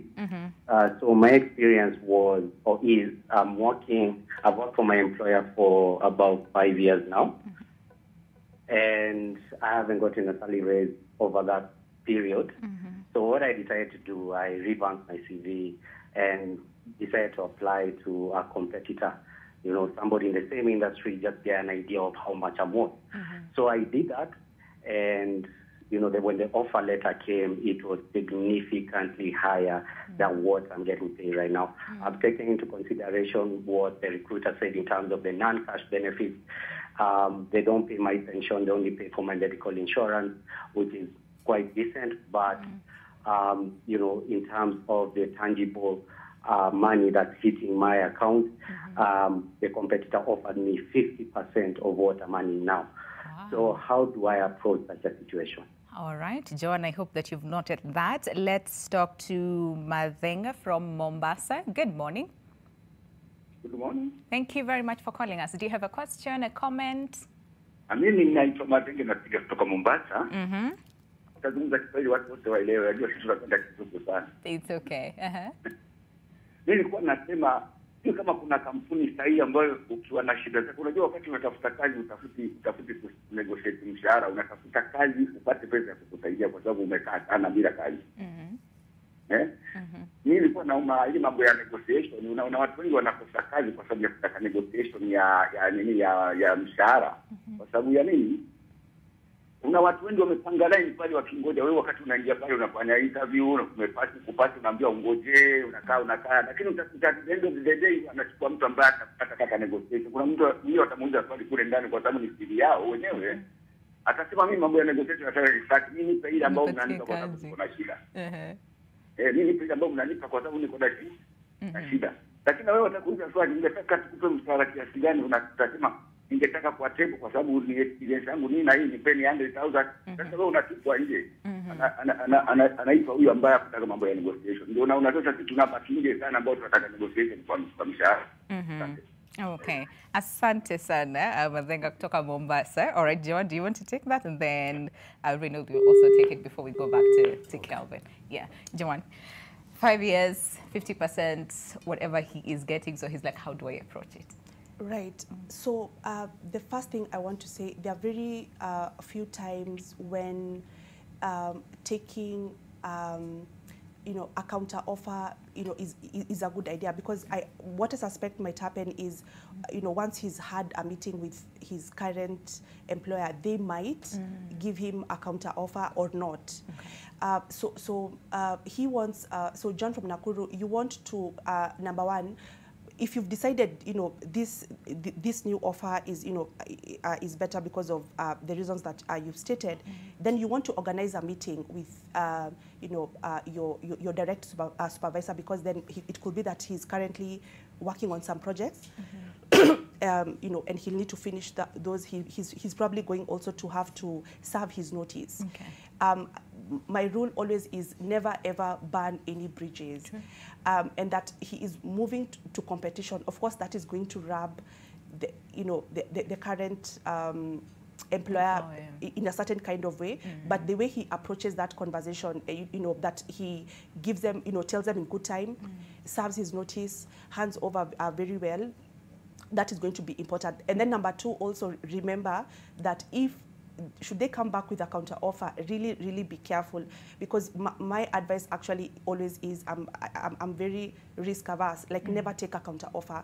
So if you've decided that you want to move, do not become like Lot's wife, just move, like don't look back. Don't look back. Yeah. Okay. Yeah. All right, I hear you. And then Reynold, then, you know, Muranga is like, listen, you need to meet your needs, right? Yeah.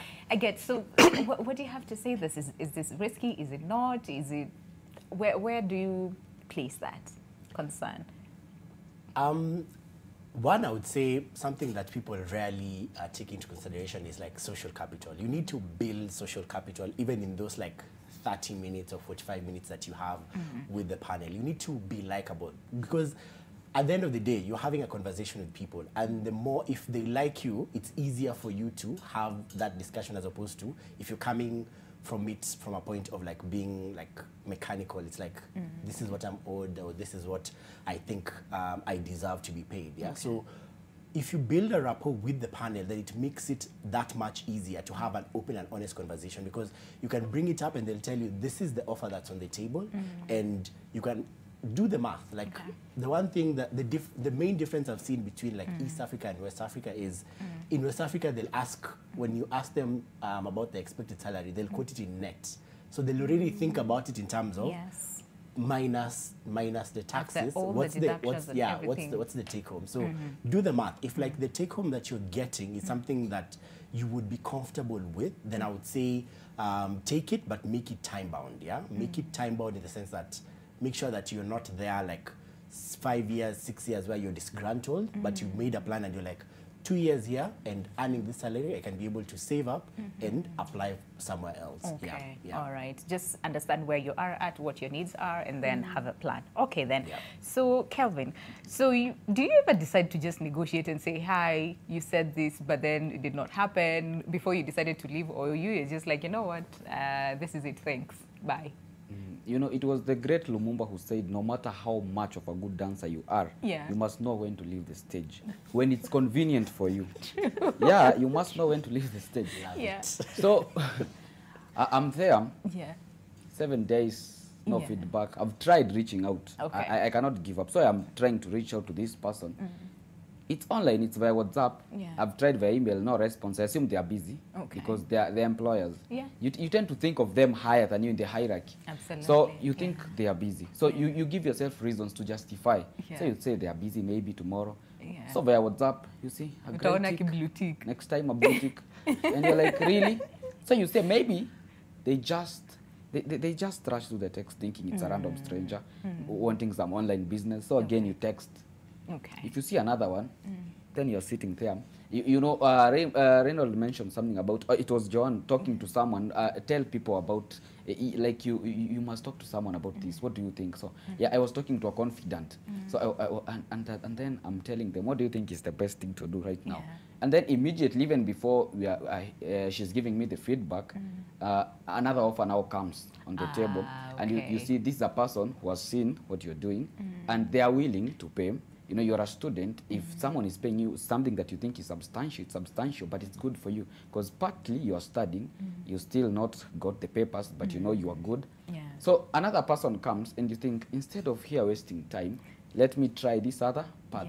And the path that you never thought could come, and then you take it, it works out for you. So I think for millennials mostly, I think like John was saying, this generation, it's not like yours. I think and also this millennials think that they deserve to be paid. They've seen people who are being paid, yet they have seen people working and earning at as early as 19, 18. You're in your teens and you're earning more than someone who's above 50 because you know what you can do, you know what you're bringing to the table. So if it reaches such a point where you feel like, I know what I can do, and another route has come, and you've tried to reach the former employer, they've not given you any feedback, you tend to think of it, and you know very well that maybe this person, I think maybe it's their way of work, because later when you come to follow up about that maybe workplace, you come to think of it as, you may not even want to get maybe even recommendation from there, though it's necessary. But if they cannot talk to you and they wanted your services, then there was no point of you contacting me at the first place. So I think when this other part came,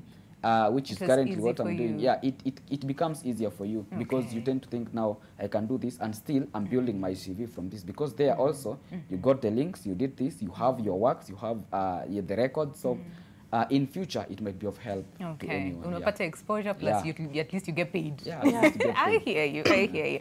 Okay then, so Reynold, in terms of negotiating, right, is it different for, let's say, first timers, like someone who's just getting a job offer, as compared to someone who has been in a certain position for a period of time and now they're going to negotiate for higher salary or better condition, if I can say that? Is it different, or is it the rule of thumb remains the same?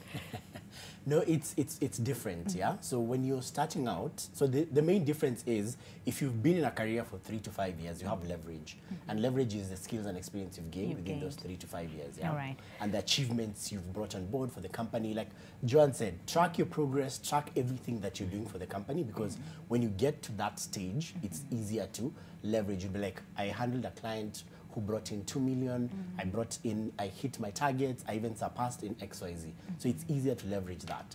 When you're starting out, unfortunately, you have to make tons of compromises, because you're coming in with the skill set, maybe the education, but not the experience. So when you're starting out, you might have to make a few concessions in terms of, you wanted 100, but maybe for this particular role in this industry, the starting salary is 50K.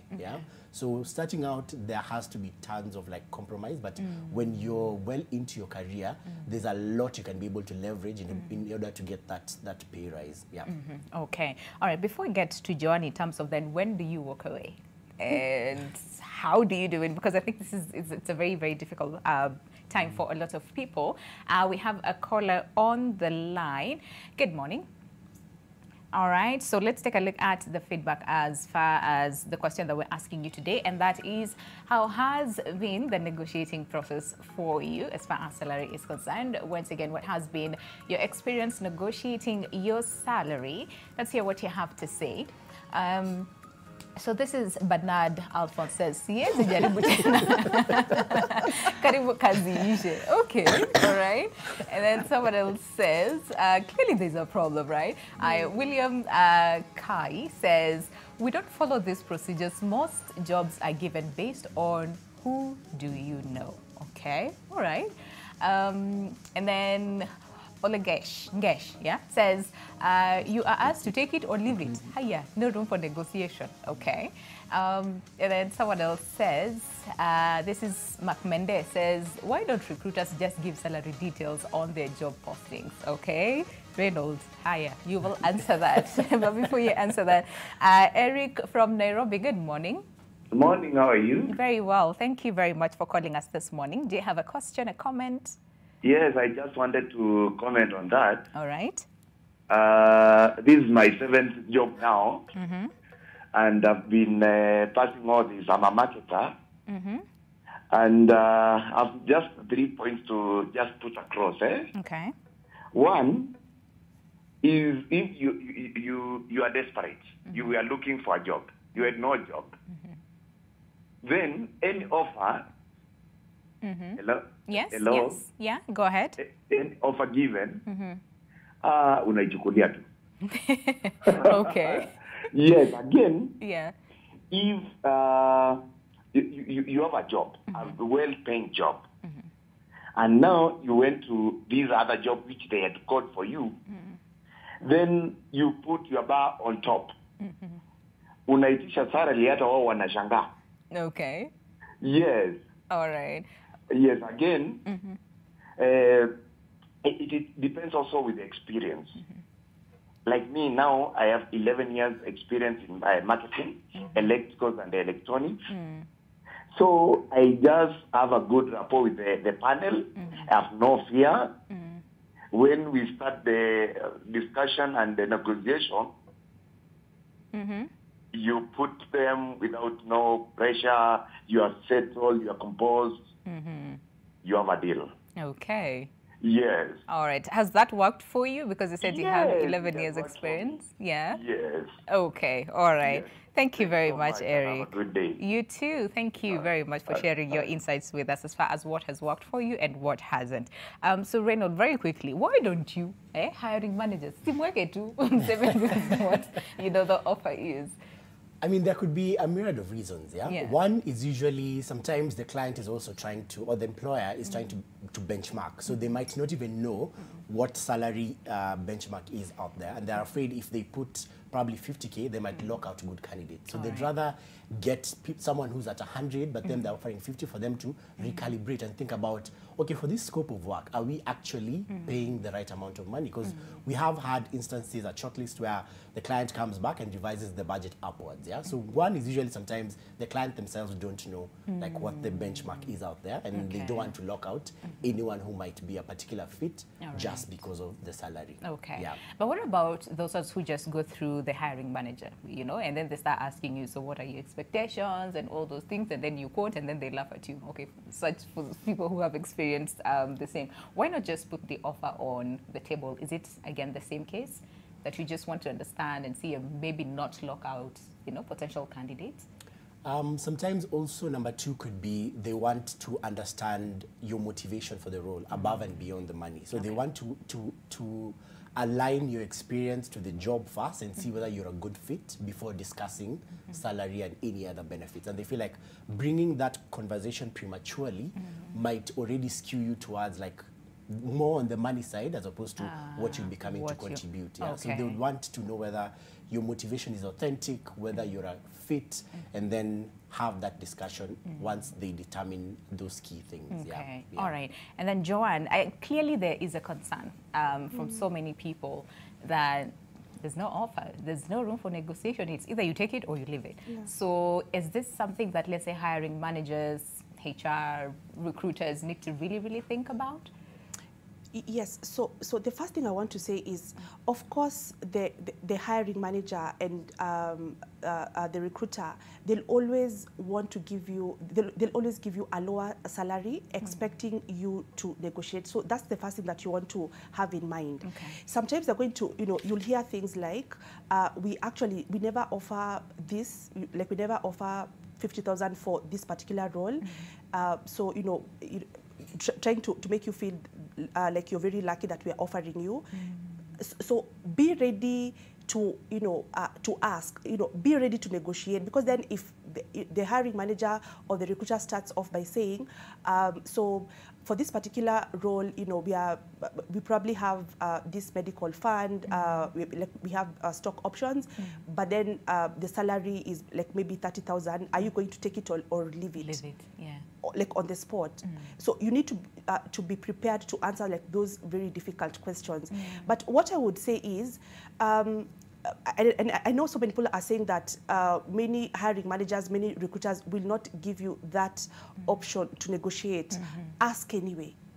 Because then if you do it politely, if you're not being rude, if you just ask, can I kindly ask if there's room to negotiate? I don't think there's anyone who's going to penalize you for, for asking. And even if they say no, push back, so that then if the answer is still no, at least you walk away knowing that you tried and it failed, as opposed to you not trying at all. Because then you could tell yourself that if I negotiate, maybe they're going to rescind the offer, or they'll take it away out, or give it to the next person who's like, no, me, I don't want to negotiate, let's just give me the job.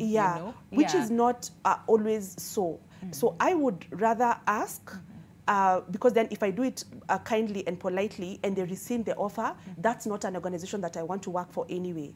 Because then you see that you are trying to negotiate does not take anything away from you and your value. So I would still encourage, always negotiate. Even if they say no, it's fine, but at least you walk away knowing that you tried to negotiate. All right. Ask anyway. Ask anyway. All right. And then, so Kelvin decided to just walk away because, again, it's not working for me. Thank you very much. There's also another offer, which is good. And I know a lot of people probably might get stuck, at this place where, so then when do I know it's time to walk away? Whether I am applying for this role for the first time, or I have an experience and I'm somewhat negotiating to get a rise or a raise and it's not happening. And so then when do you know that this is the right time to walk away? That's a good question. I think how I look at it is in terms of looking at your career trajectory.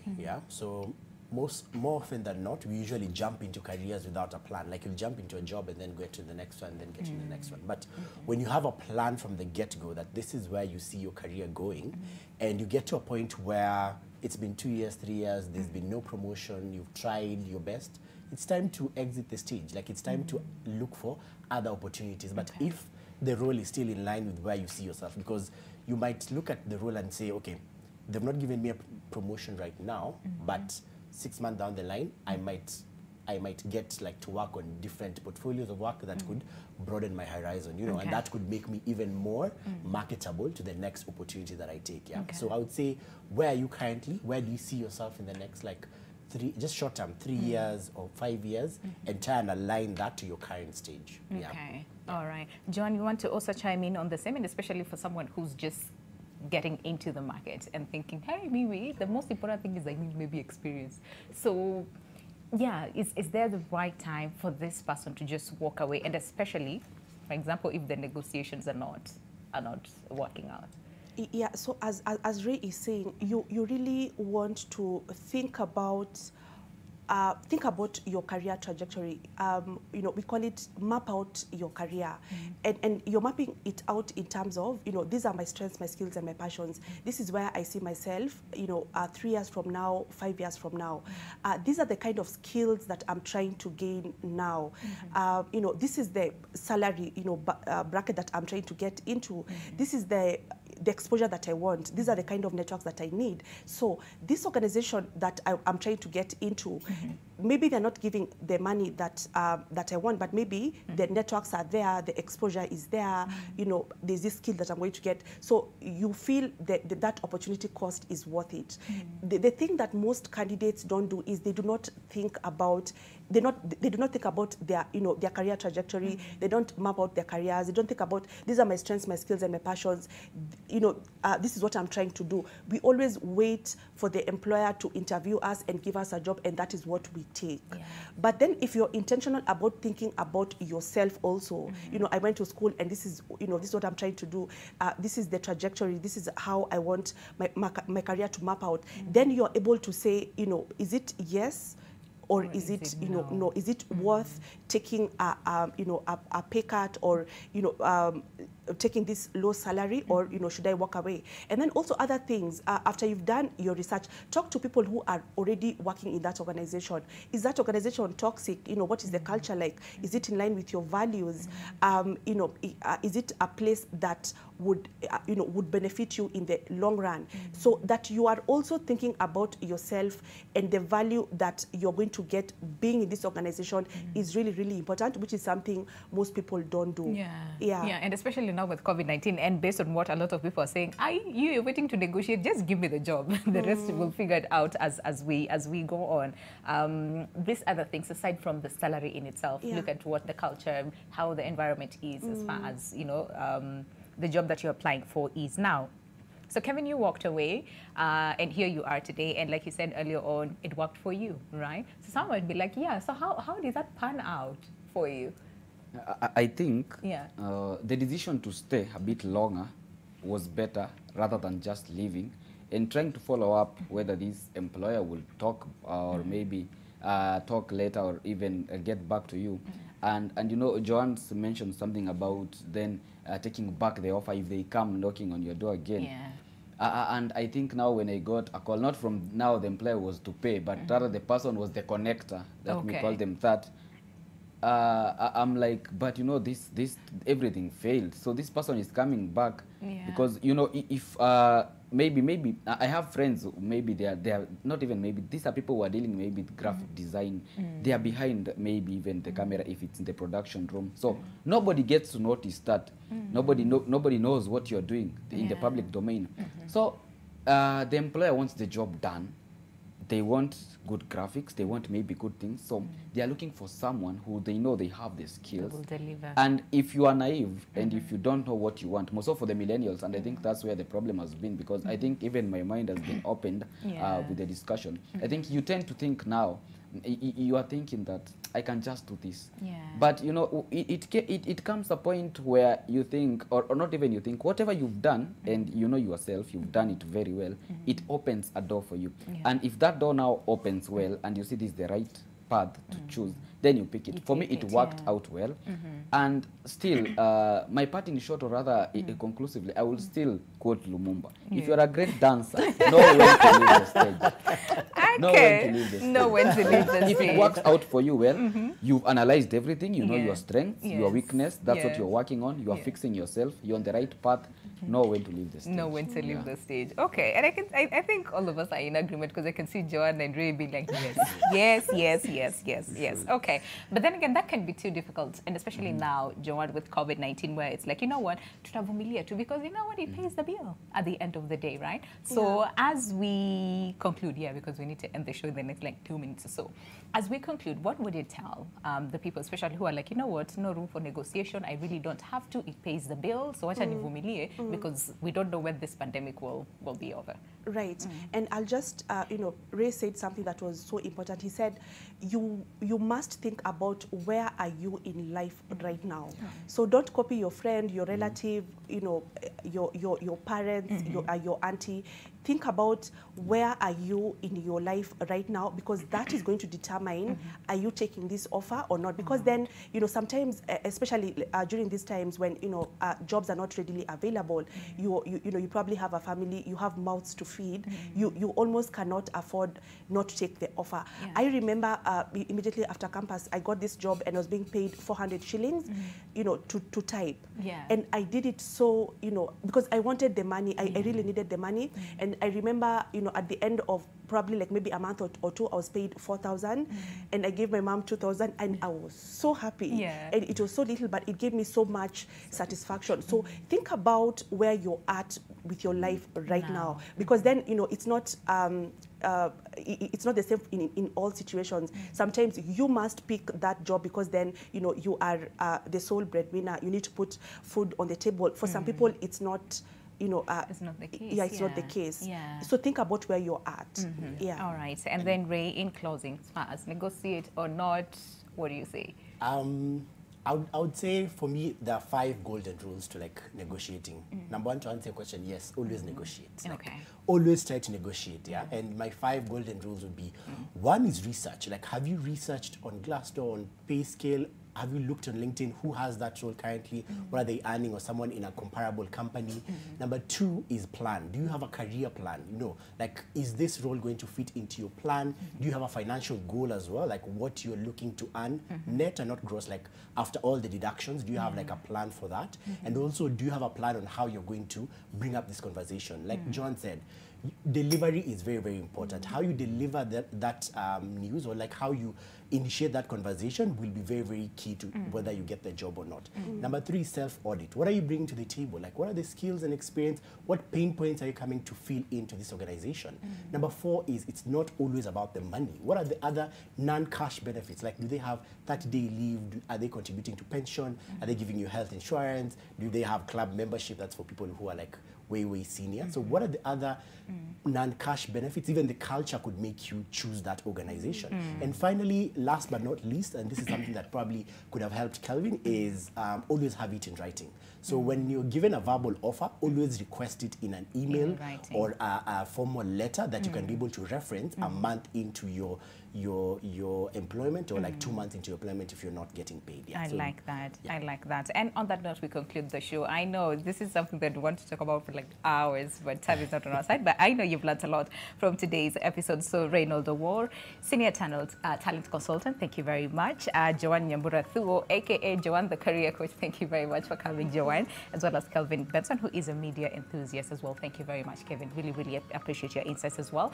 And that is where we say goodbye. My name is Winnie Lubembe. I trust that you've learned a lot, and I hope that you will apply what you've learned today in your next job as far as negotiating is concerned. So have yourself a lovely day. God bless. And as always, remember to stay safe. Goodbye.